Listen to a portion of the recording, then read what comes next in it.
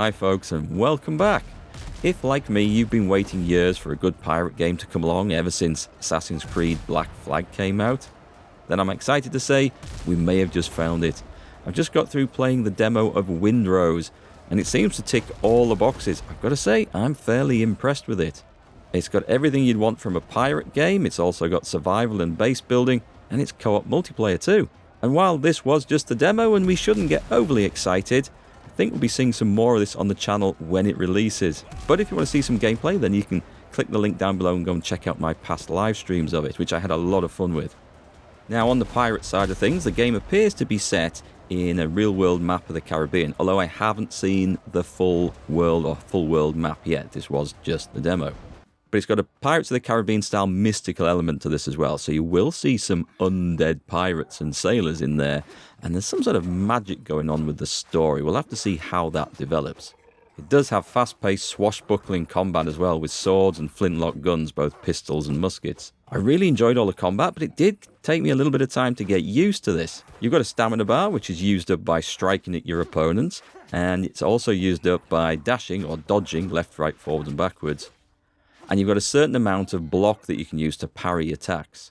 That does recharge, but it does mean that you have to carefully manage your blocks and your dodges and your stamina throughout the fight. Typically, running out of stamina is the end for you, because the enemies hit hard and brutal, especially at the start of the game. But a little bit of perseverance and learning how to manage things, and everything is fine. I particularly like the fact that there's a choice of different weapon styles and stats to go alongside them, so you can really customize your character to how you like to play.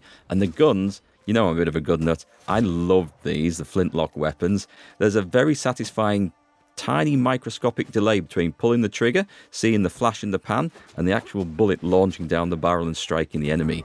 And it felt very much in character for these type of weapons. And the mainstay of all pirate games, of course, is the ship and sea combat. I got to this later in the demo, and it was well worth getting to, because it is simple but fun. I really enjoyed it. The ships can be upgraded. The crew actually do different things depending on whether you're maneuvering, just sat still in the water, or fighting. It all looks great, and it really gives you a good feeling. Standard sort of ship control and tactics with these cannon things do apply from other games you may have played. Try and get on the stern of the enemy ship and just rake them down the length of it. Seems to be very effective, and they can't shoot back at you from there. But I really enjoyed it. It was dead easy to get into. And the ship does seem to be upgraded. Certainly you can make your own equipment for it and improve that. And I'm sure there's going to be stuff that we can buy or loot or find or craft when the full game comes out that makes it even better. Different types of ship too. Did have a go to boarding action as well, and that ties in with what I said about the melee combat earlier. It can be quite tricky, and that didn't go so well, but I think this is going to give us a possibility to maybe capture prizes on the high seas. I don't know. I didn't get to actually try that out because I failed at the boarding attempt, but it was a whole load of fun, and I can really see the multiplayer aspect coming into being a great addition there. And whilst you're sailing around on the high seas, one of the best additions to all pirate games, sea shanties. Yes, they are included in here, and they sound fantastic. I'll try and put a little sample of one in here. I don't know if it's going to get through the YouTube copyright system, I'm not sure. Hopefully it's friendly. Does sound good though.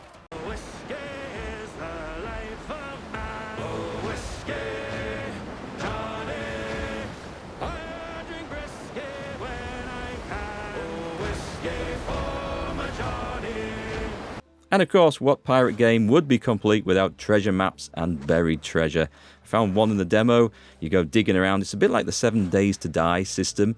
You get an idea and some clues as to where the treasure's located, and then you pull out a shovel, put it into dig mode, which I didn't realize you could do, and I was running around trying to hit things with a shovel as a weapon, which is surprisingly effective. But once we start digging down areas of soil, it basically takes a little bit of time to find what buried loot is down there.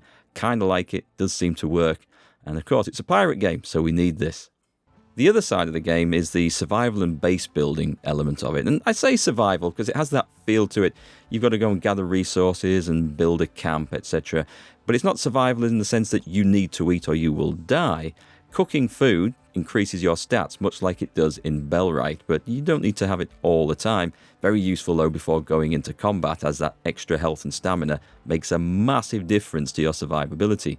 So you start off trying to build a basic camp with some shelter just to rest up, which also doubles as your respawn point. Death in this game is not a major issue, by the way. It's a slight inconvenience. You just run back and grab your fallen stuff off your body. Most of the important gear stays with you. It just seems to be resources. But of course, this was just the demo. Things like this may change on full release, so we'll have to keep an eye on that. But building more structures and upgrading the base allows us to craft better items, more gear, make more advanced stuff, and eventually build and upgrade the ship as well, which is super important.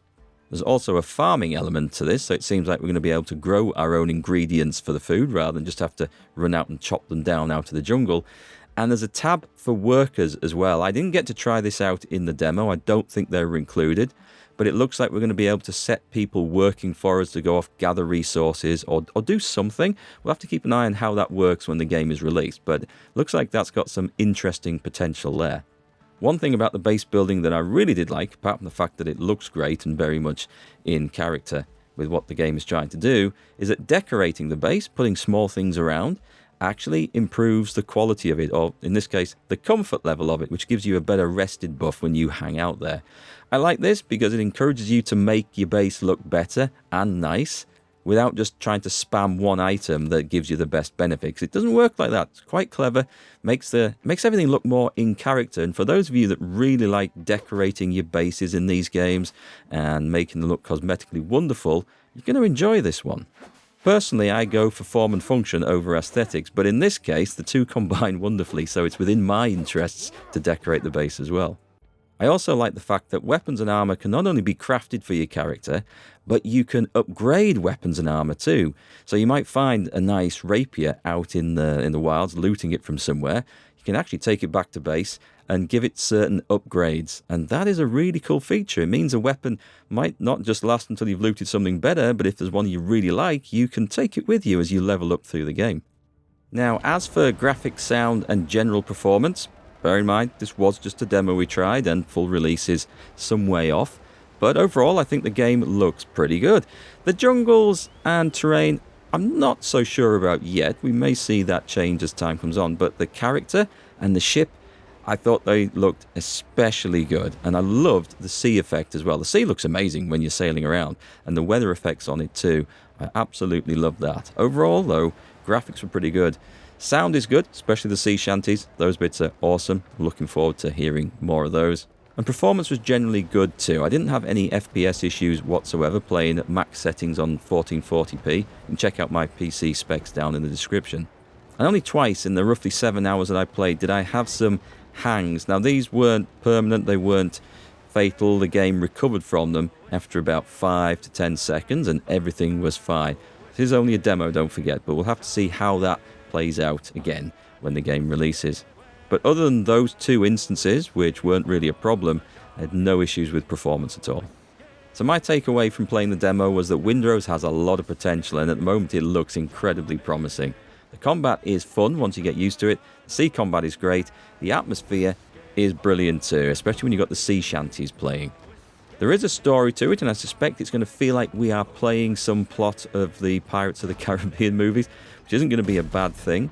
And of course we need to see what the middle, late game and end game content is like, because I did just play the introduction in the demo here. Also, how will this scale with multiplayer? Is it going to be too easy if we have a group of great players, or is it going to scale with the number of players involved in your party? It's one thing to watch for, because Grounded, which was a similar sort of idea set in a different world to this, actually scaled the difficulty up with the number of players, and it made all the combat, especially against bosses, a real chore and not fun. So it's going to be interesting to see how Windrose handles that. So then, you scurvy dogs, if you'd like to see some more of this, then do subscribe to the channel, hit like on this video. I suspect we're going to play more of this when it releases in full. And who knows, maybe we'll even do some community co-op games when I stream this one. Alright, take care, thanks for watching, and I'll see you all on the high seas.